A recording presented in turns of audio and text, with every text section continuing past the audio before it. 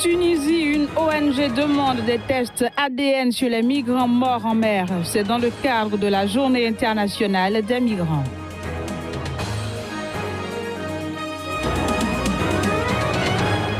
Quatre soldats nigérians ont été condamnés pour avoir tué des civils. L'un d'entre eux a écopé de la peine capitale.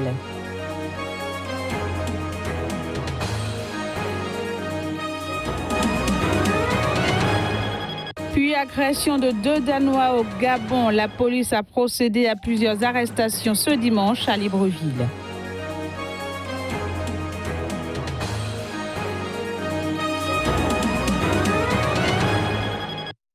Bienvenue sur Sika TV, chers amis téléspectateurs, bienvenue. En Tunisie, une organisation non gouvernementale demande que des prélèvements ADN soient faits sur les migrants retrouvés morts en mer. L'organisation demande aussi que soit créée une base de données dans ce cadre. Cette demande intervient alors qu'on célèbre ce lundi la Journée internationale des migrants. Voici le reportage. Selon une ONG tunisienne, les tests ADN sont le moyen le plus fiable d'identifier les migrants retrouvés morts en mer afin de permettre à leurs familles de faire leur deuil. Évoquant une tragédie humaine, l'ONG qui a demandé à ce que des prélèvements ADN soient réalisés sur les migrants morts affirme que le gouvernement tunisien doit lui aussi répondre aux attentes des familles des personnes disparues dans le cadre de la migration non réglementaire qui ont le droit de connaître le sort de leurs enfants. En raison des courants, nombre de corps échouent à proximité de Zarzis, dans le sud de la Tunisie. Plusieurs centaines de dépouilles sont inhumées avec comme seule identité un numéro qui permet de retrouver un sommaire comme rendu du médecin légiste local. D'autres corps ont été enterrés dans plusieurs lieux de Tunisie, mais à défaut de prélèvement ADN, eux non plus ne pourront jamais être localisés par leurs proches. Samedi dernier, le président rwandais Paul Kagame a été réélu à la tête de son parti. Il s'agit du Front patriotique rwandais et ce pour un mandat de 5 années. Unique candidat au poste de président, Paul Kagame a recueilli 2340 sur les 2342 voix exprimées lors du congrès national du FPR qui a duré 3 jours à Kigali, la capitale du Rwanda. Le reportage est signé Narcissoum. Le président rwandais Paul Kagame a été réélu à une écrasante majorité à la tête du Front patriotique rwandais, parti au pouvoir pour un mandat de 5 ans. Ce dernier a recueilli 2340 des 2342 voix, soit 99,9% après l'abstention de 2 électeurs lors du congrès tenu au siège du FPR à Kigali, capitale du Rwanda. L'actuel vice-président de FPR, Christophe Bazivamo, et son secrétaire général François Karambe ont également été réélus. Après avoir été réélu, le président a remercié les délégués pour leur confiance.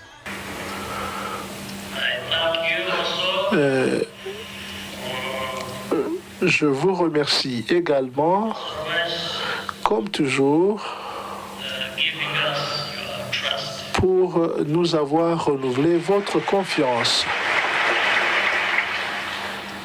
Le nouveau bureau du FPR est composé d'un président, d'un vice-président, d'un secrétaire général et de 22 commissaires.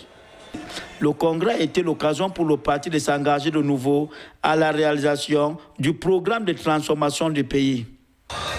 Pour le moment, nous sommes dans le progrès qui est différent de ce que nous étions dans l'état passé. Et pour le moment, nous sommes très contents de voir notre président encore être élu. Pour rappel, le congrès fait partie des activités pour célébrer le 30e anniversaire du Front patriotique rwandais. Créé en 1979 par des réfugiés rwandais en exil, l'Alliance rwandaise pour l'unité nationale est devenue le Front patriotique rwandais en 1987.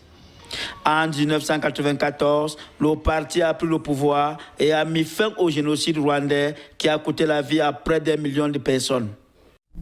Du Rwanda, rendons-nous à présent au Nigeria où 4 soldats ont été condamnés vendredi dernier par la justice militaire à des peines allant de 20 ans de réclusion à la peine capitale, c'est-à-dire la peine de mort. Ils sont jugés pour avoir tué des civils dans le nord-est du Nigeria où l'armée combat le groupe djihadiste Boko Haram. Voici les images. Un soldat identifié comme le caporal John Godwin, participant à l'opération Lafia Dolé de lutte contre Boko Haram, a été reconnu coupable du meurtre de 5 civils par une cour martiale siégeant à Maiduguri, la capitale de l'état de Borno. 3 autres soldats ont été condamnés à de lourdes peines de prison ferme pour homicide et possession illégale d'armes à feu et de munitions. Le caporal suppléant John Godwin est coupable de meurtre. Cette cour martiale honorable vous condamne ainsi 2005 NA du 56 de la 1673 lance John Godwin à la peine de mort. Après avoir torturé et tué dans le quartier Zamambari à Maiduguri un garçon de 13 ans qui avait selon lui volé son téléphone, le sergent Innocent Ototo a été condamné à la réclusion à perpétuité pour homicide. Cette honorable cour sur vous 97 NA du 45 du 62 05 le sergent Innocent Ototo coupable du délit d'homicide. Cette cour martiale générale vous condamne ainsi à la réclusion criminelle à perpétuité.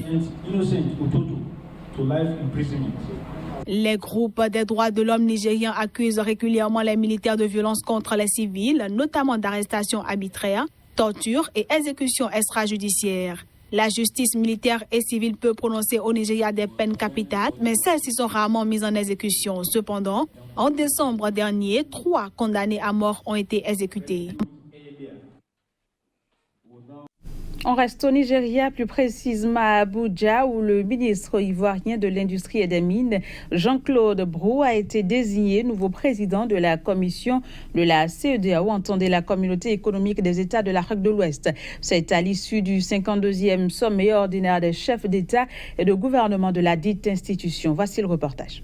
Les rideaux sont tombés à Abuja, au Nigeria, sur le 52e sommet ordinaire des chefs d'État et de gouvernement de la CEDEAO, avec, pour entre autres acquis, la désignation d'un nouveau président de la commission de la dite institution. Le Béninois Marcel de Souza est appelé à passer le témoin à l'Ivoirien Jean-Claude Brou, actuel ministre de l'Industrie et des Mines. Il occupera le fauteuil à compter du 1er mars 2018 pour un mandat de 4 ans non renouvelable. À l'instar de son prédécesseur, Jean-Claude Brou sera assisté d'un vice-président et de 13 commissaires. Une nomination en douce saluée par tous les chefs d'État et de gouvernement présents. Créée en 1975, la Communauté économique des États de l'Afrique de l'Ouest compte à ce jour 15 membres. Le Bénin, le Burkina Faso, le Cap-Vert, la Côte d'Ivoire, la Gambie, le Ghana, la Guinée-Bissau, le Libéria, le Mali, le Niger, le Nigeria, le Sénégal, la Sierra Leone et le Togo. Une liste qui passera dans les tout prochains jours à 16. En pleine négociation pour intégrer l'organisation, le Maroc. Le royaume chérifien a déjà un accord de principe des chefs d'État et de gouvernement depuis le mois de juin dernier. Théoriquement, une décision favorable était attendue en faveur de Rabat lors de ce 52e sommet de l'organisation régionale.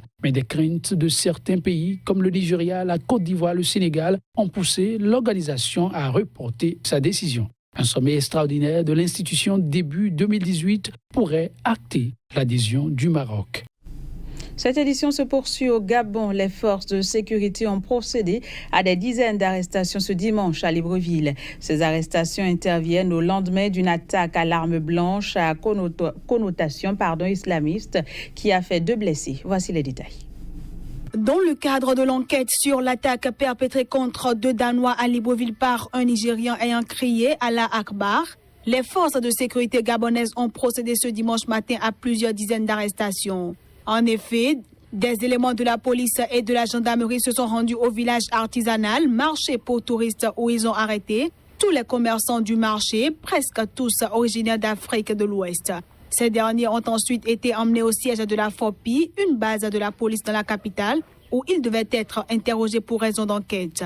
Selon le préfet de police de Libreville, le colonel Serge Hervé Ngoma, le journaliste grièvement blessé est hors de danger. D'après les officiels gabonais, l'assaillant, un Nigérian de 53 ans, a été interpellé au moment des faits. Résidant habituellement au Gabon depuis 19 ans, l'homme, un vendeur ambulant de viande fumée, issu de la communauté Haoussa, avait passé 8 mois dans son pays et était revenu il y a quelques semaines à Libreville.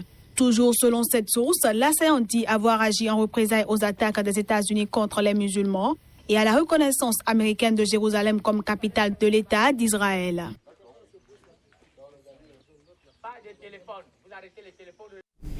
Un tribunal néerlandais a condamné ce vendredi à la réclusion à perpétuité, peine rare aux Pays-Bas, un ancien collaborateur de l'ex-dictateur marxiste éthiopien Mengistu Haile Mariam, et ce pour des crimes commis en Éthiopie pendant la Terreur rouge des années 1970. Suivez plutôt.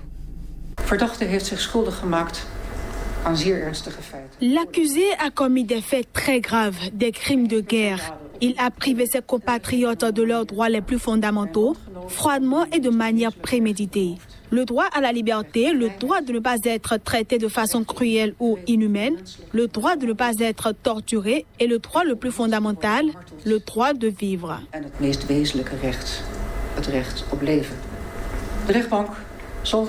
Et c'est pourquoi le tribunal condamne l'accusé à une peine d'emprisonnement à vie, car il pense que seule cette peine est légitime à la lumière des faits commis par l'accusé.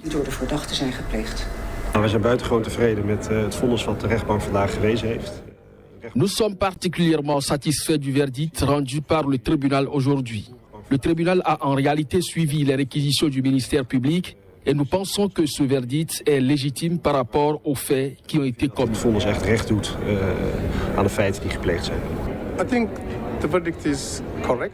Je pense que le verdict est juste. Si je dis cela, c'est parce qu'il n'a jamais montré de remords à l'égard du crime qu'il a commis. Comme je le disais, s'il avait admis ce qu'il a fait, le verdict pourrait être différent. Il mérite donc d'être condamné à perpétuité. Et pour finir, 26 personnes ont été tuées et 23 autres sont portées disparues aux Philippines suite au glissement de terrain survenu dans une île du centre-est. L'incident a été provoqué par la tempête tropicale Kai-Tak. Outre la destruction des fermes et des récoltes, les intempéries ont causé des glissements de terrain faisant de nombreuses victimes. En tout, la tempête tropicale Kai-Tak a fait plus de 25 personnes tuées dans une île du centre-est des Philippines. 23 autres personnes sont portées disparues, à en croire les autorités locales. La tempête a déferlé, en particulier sur les îles orientales de Samar et Leyte, contraignant à l'évacuation de près de 88 000 personnes. Dimanche, la tempête Kai-Tak a perdu de sa puissance pour devenir une dépression tropicale. Toutefois, les autorités philippines ont mis en garde contre la possibilité d'inondations et des glissements de terrain. D'après l'Agence nationale de gestion des catastrophes, des lignes électriques ont été arrachées dans 39 localités sur Leyte et Samar. Des ponts et des routes ont également été endommagés après le passage de la tempête Kai-Tak. Voilà, c'est sur cet élément que s'achève ce journal. Merci de l'avoir suivi. Très bonne suite de programme sur Sika TV. À très bientôt.